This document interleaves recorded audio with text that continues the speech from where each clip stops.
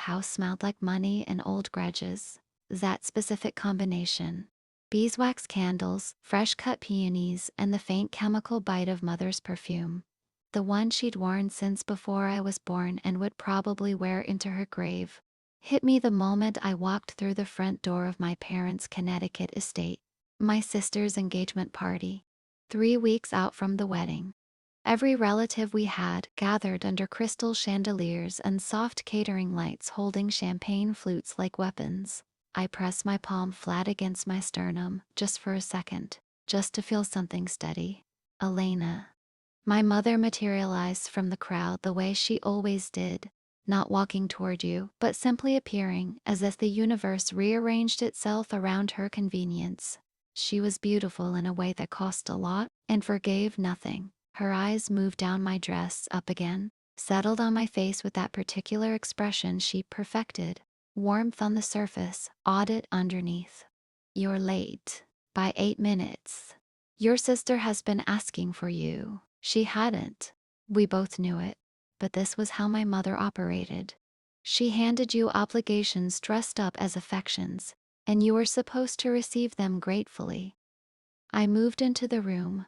My father was holding court near the fireplace, the way he always did, one hand in his pocket, the other gesturing slowly as two of my uncles leaned in with practiced deference. Dad was a man who believed volume was for the insecure. He spoke quietly and let the room come to him. It worked. It had always worked. He'd built Hargrove Capital on that principle, patient, controlled, ruthlessly precise, and he raised us the same way. Except he raised Vivienne like an heir, and me like a footnote. Vivienne, my sister. She was standing at the center of the room in a cream dress that probably cost more than my monthly rent, her fiancé's hand resting at the small of her back. She was luminous. She always was. It wasn't jealousy I felt looking at her. I'd made peace with that particular monster years ago. It was something closer to grief. The quiet kind, the kind that doesn't announce itself. We used to build forts in the library together. We used to be something. I found a quiet corner near the window and accepted a glass of sparkling water from a passing server.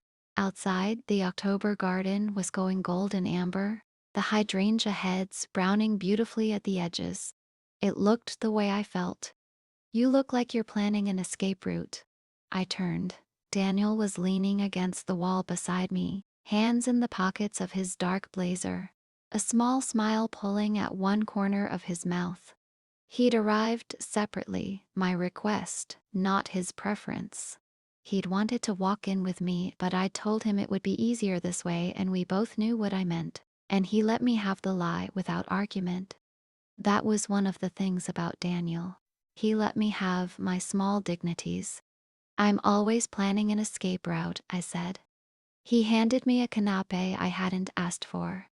You haven't eaten. You get a specific look when you haven't eaten. You've known me 8 months. 7 months and 3 weeks.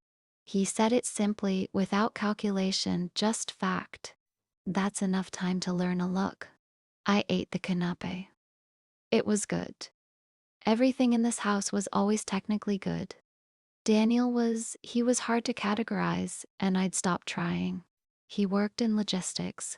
He told me when we met, he wore clean, simple clothes and drove a 4-year-old Honda and never once mentioned anything about where he'd grown up or what his family did, deflecting the questions with a gentle ease I'd initially read as privacy and lately had started reading as something more intentional. He was careful. Not evasive, careful. There was a difference I couldn't quite articulate. What I knew, he was kind without performing it. He was steady the way old trees were steady, and when he looked at me, not at the Hargrove name behind me. My mother found us 20 minutes later. She looked at Daniel the way she looked at all things she'd already decided about, briefly, conclusively, with the energy of someone filing a document. Daniel, she said, and the fact that she remembered his name felt less like courtesy than like record-keeping. Mrs. Hargrove. He shook her hand. Warm. Easy. She turned to me. Come say hello to your Aunt Patricia. She's been asking about you. She hasn't, I said quietly. Mother blinked. Just once. Then smiled. Elena. I excused myself from Daniel and followed her because that was still the path of least resistance. And I was still, in this house, the person who chose it. The evening compressed. Toast after toast for Vivienne and her fiancé Harrison, who was the son of someone important and had the handshake to prove it. Relatives I only saw at these performances cycled through. At Patricia with her careful commentary about my complexion. My cousin Brendan who asked if I was still doing that non-profit thing in a tone that made it sound like a rash. My Uncle George who spoke only to my father and treated my existence as ambient. I was good at disappearing in this room. I'd had practice. The explosion came over dessert. I should have seen it building. The signs were there. My father had been quieter than usual all evening, which in his language was shouting. My mother kept touching the clasp of her necklace. Vivian was laughing too loudly. It started with Harrison's father, Richard Aldgate, making a toast that lingered too long on Hargrove Capital's remarkable resilience in recent quarters. A phrase. Just a phrase. But my father's jaw went tight and I watched from across the table as something private became suddenly, terribly public. Resilience implies struggle, my father said, setting down his champagne glass. The table went quiet. Richard Aldgate smiled the smile of someone who'd been waiting. It implies recovery. Nothing wrong with that, James. What came out in the next 40 minutes I can only describe as the collapse of a carefully maintained fiction. There was a dispute. Old, apparently. Older than this engagement, possibly older than Vivian's relationship with Harrison. Over a shared investment. Numbers were mentioned. A property development in Westchester. My father's voice dropped to that dangerous quiet register. Richards rose. Their wives deployed the social weaponry of polite interjection to no effect. And then Vivienne, either through genuine confusion or the impulse to center herself in any crisis, said, Harrison told me the Westchester deal was going to be my wedding gift. You promised, Daddy. The table inhaled. My father looked at my sister with an expression I recognized from childhood. The look of someone recalculating. That conversation was private. I just thought you thought incorrectly. It was my mother of all people who turned to me. I don't know why. I genuinely don't. Maybe I was the safest target, maybe the pressure needed somewhere to release and I was, as always, the available vessel. She said, her voice perfectly modulated, perfectly poisonous. This is why we couldn't include you in the estate restructuring, Elena. You never understood what was at stake. I set down my fork. Excuse me? The trust restructuring, last spring. She said it like I should have known. Like I had been informed and forgotten, rather than never told. We needed to consolidate. Your father and I felt it was cleaner to move forward with Vivienne as primary beneficiary of the operating assets. You were always going to be provided for, of course. Of course. When were you going to tell me? We're telling you now. Daniel across the table went very still. You restructured the family trust, I said. Slowly. Cut me out of the operating assets. And you're announcing this at my sister's engagement party in front of the Aldgates and Aunt Patricia and… I looked around the table. All these faces. Some uncomfortable, some fascinated. Brendan had his phone under the edge of the tablecloth. This is how you tell me. Elena, don't be dramatic. Don't be dramatic. 27 years of being told my reactions were the problem. 27 years of making myself smaller, quieter, easier. The grief I'd been managing all evening shifted into something else. Something with a different center of gravity. I'd like to see the documents, I said. My father looked up. I beg your pardon.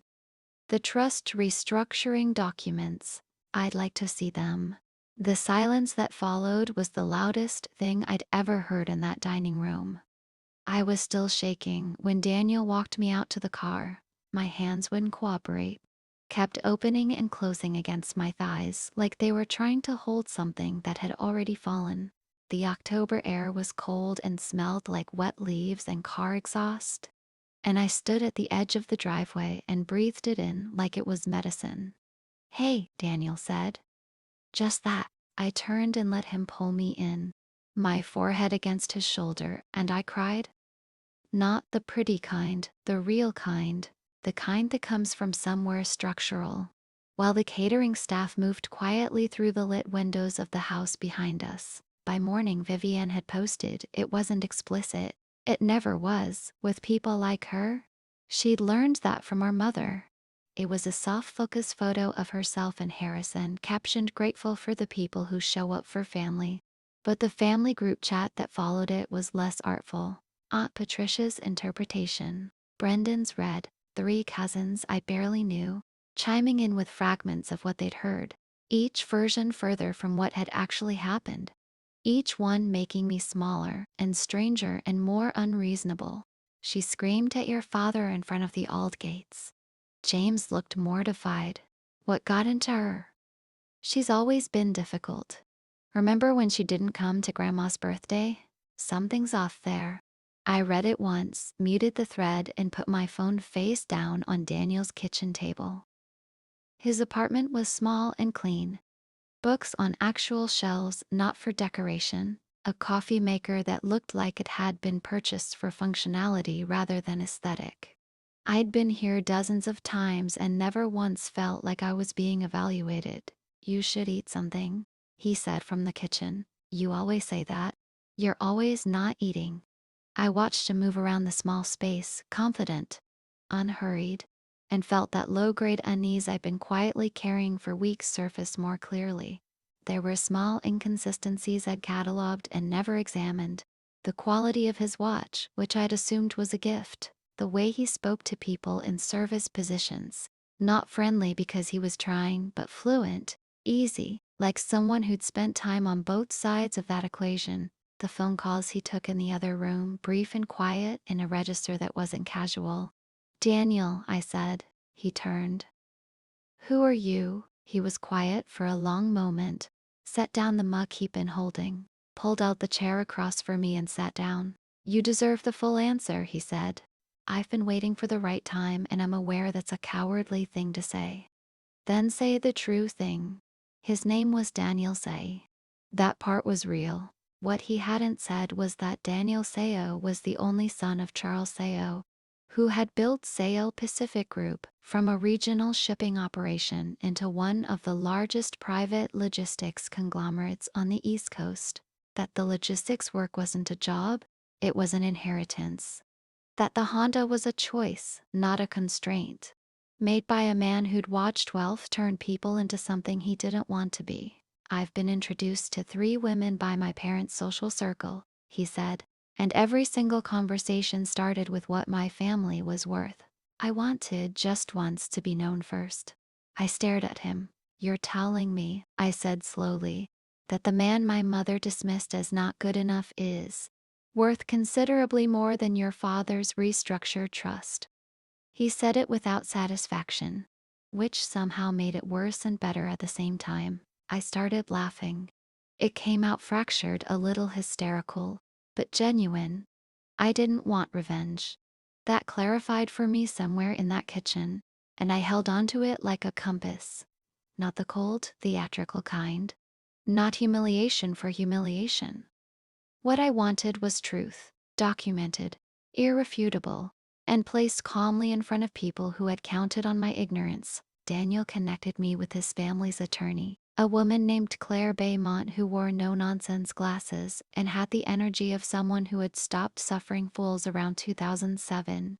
She reviewed the trust restructuring documents, which my father's own attorney was legally obligated to provide me inside 48 hours. "The restructuring is legal," she told me, flat and clear, "but it was executed without proper notice to you as a named beneficiary. And there's a clause in the original trust instrument, your grandfather's trust, that required unanimous consent from all beneficiaries for restructuring. That clause wasn't followed." I looked at her. "Meaning?" meaning the restructuring is contestable, meaning if you choose to pursue it, your father has a significant problem. I didn't want the money. I want to be clear about that. I wanted the acknowledgement that I had mattered, that I had existed on those documents, that I had been worth notifying. I wanted the paper trail of the disregard made visible. Claire also referred me to an accountant who found, in the Westchester development records, evidence of income misclassification. The kind that involved family funds being routed through personal accounts in ways that blurred lines my father had always insisted were clean. The confrontation happened on a Tuesday, which felt right somehow. Not a holiday, not an occasion, just a day. I asked my parents to meet me at their attorney's office. They came expecting, I think, an apology. My mother was wearing the necklace she always touched when she was managing something. I sat across from them with Claire on one side and Daniel on the other. My father looked at Daniel for a long, recalibrating moment. He knew the name by then. I'd made sure of that. Elena, my mother started. I've reviewed the trust documents, I said. My voice was steady. I hadn't known it would be, but it was. The restructuring violated the consent clause in grandfather's original instrument. Claire has prepared a formal challenge, which we're prepared to file. Additionally, we've identified financial practices in the Westchester development that may warrant a separate conversation with a different kind of attorney. My father was quiet. What I want, I continued, isn't your money. I want the restructuring reversed to its original terms. I want written acknowledgement, signed, that the exclusion was improper. And I want to have a conversation someday about what it cost me to grow up invisible in my own family. Not today, but someday. My mother's hand went to her necklace. My father looked at the table for a long time. When he finally looked up, something in his face had shifted. Not remorse. Not exactly, but the particular exhaustion of a man who has finally encountered a wall he cannot quietly move around. We can discuss the terms, he said. It wasn't enough. It wasn't the apology I might have wanted in another life. The one where he held me at the end of a party and said you were always seen. But it was real. And real, I had learned, was what I could build on. We drove home through the city, Daniel and I, the late afternoon light coming through the windows in long gold sheets. He had his hand on the center console, palm up, and I put mine in it without thinking. Are you okay? He asked. I thought about the question, honestly, the way I'd been trying to learn to do. I think I'm going to be, I said. That's different from okay, but it's something. He nodded like that made complete sense because it did. Outside the window, the city moved at its own pace, indifferent, alive, enormous. I had a lawyer I trusted.